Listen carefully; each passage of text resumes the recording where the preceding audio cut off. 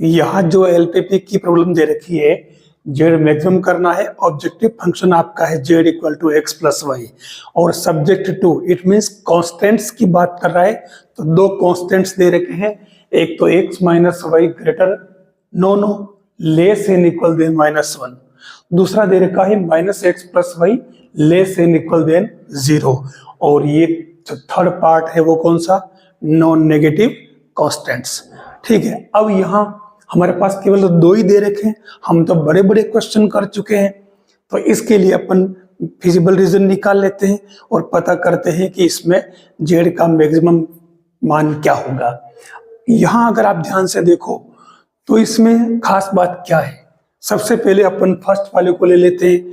तो फर्स्ट वाले लाइन को अगर ले तो इसमें x इक्वल टू 0 पुट करें तो y minus one, y 0 put करें तो ये y प्लस में आएगा, x equal to minus one, यानी आपके पास में एक पॉइंट तो आ गया 0 1, दूसरा पॉइंट आ गया माइनस वन 0।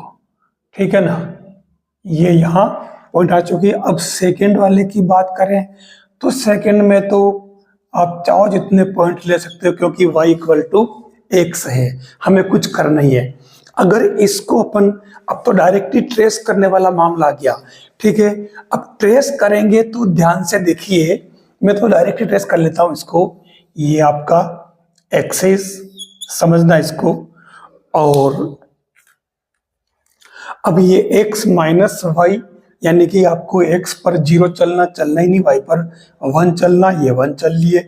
ठीक है, फिर y पर 0 चलना ही नहीं, x पर माइनस वन चलना, तो ये माइनस वन चल लिए, यानी आपकी ये लाइन आ गई एक तो। ठीक है, कौन सी वाली, x minus y equal to minus one. ठीक है, अब यहाँ कह रहा है कि area less and equal then है। अब ये मैंने अभी तक सब में कहा कि अंदर रहना बाहर रहना, यहाँ अगर पता नहीं चला हो तो आप इसमें देख लिए, ये जो लाइन है एक्स एक्सिस को कहाँ इंटरसेक्ट करी, इस पॉइंट पर। अब इस पॉइंट में अगर अपन इधर बढ़ते हैं तो एक्स की वैल्यू बढ़ती है, और अगर इधर बढ़ते हैं तो एक्स की वैल्यू घटती है। यहाँ लेस कह रहा है तो लेस के लिए हमें इधर घटने की तरफ आना पड़ेगा, यानी कि इसका जो रीजन है वो इस तरफ होगा। सेम यही पैटर्न आपको हर क्वेश्चन में लगाना है अगर वहां पता नहीं चला हो तो। फिर दूसरी बात आ जाती है माइनस एक्स वाई, तो इसको अगर ट्रेस करोगे तो आप x इक्वल टू 1 पुट करो तो y इक्वल टू भी 1 होगा, 0 पुट करो तो ये भी 0 होगा, यानी ये ओरिजिन से पास हो रही है, और सीधी है ओरिजिन से पास होने वाली लाइन है, तो ये y इक्वल टू एक्स जो कि पंजाब है 45 डिग्री वाली लाइन नहीं है। y equal to x trace तो हमने कर लिया, लेकिन अब यहाँ थोड़ा सा ध्यान देना कि minus x plus y less and equal then 0, तो आपके हिसाब से इधर आएगा जो मैंने अभी थ्योरी बताई, ये वाला एरिया। ठीक है, लेकिन यहाँ ध्यान रखने वाली बात है, इस लाइन को हमें रीअरेंज करना पड़ेगा। कैसे, इस लाइन को हम ऐसे लिखेंगे, इसका साइन चेंज करके, और ये x माइनस वाई बना करके, और ग्रेटर एंड इक्वल देन 0 बनाना पड़ेगा।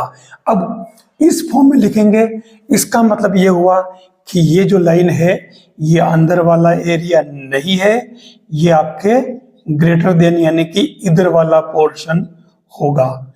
ये यहाँ समझने वाली बात है। अब जब ये कर लिया तो उसके बाद में हमारे को इसमें क्या खास बात है कि ये वाला एरिया इसमें आ ही नहीं रहा, दोनों में कॉमन नहीं है, ये तो उधर जा रहा है उस साइड, ये लाइन सारा एरिया इधर बता रही है, तो इस केस में कोई फिजिबल रीजन नहीं है।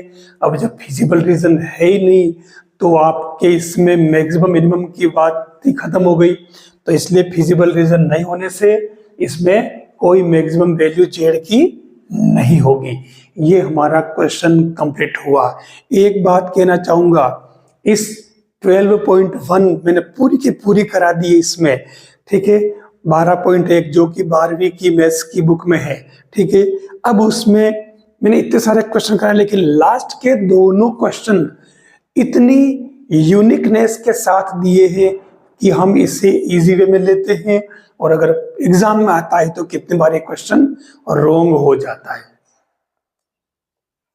आपके तो नहीं होगा। अगर आपने वीडियो पूरा देखा है, इसके पीछे वाला भी और ये भी, तो आपके इसके क्वेश्चन रॉन्ग नहीं होंगे। एक बात कहना चाहूंगा, एलपीपी की थ्योरी बिल्कुल फिक्स है और क्वेश्चन का पैटर्न भी फिक्स है, फिर भी इसमें देखिए क्वेश्चन में किस तरीके से वेरिएशन आता है और हमारा क्वेश्चन रॉन्ग हो जाता है, जैसा कि इस लास्ट और सेकंड लास्ट क्वेश्चन में दे रखा है। हमें लग रहा कि उनमें फिजिबल रीजन भी है और जेड की मैक्सिमम वैल्यू भी है, हम उसी को सही कर देते हैं आंसर, लेकिन यहाँ पर फिजिबल रीजन नहीं है और मैक्सिमम वैल्यू भी नहीं है। क्यों? क्योंकि फिजिबल रीजन है ही नहीं।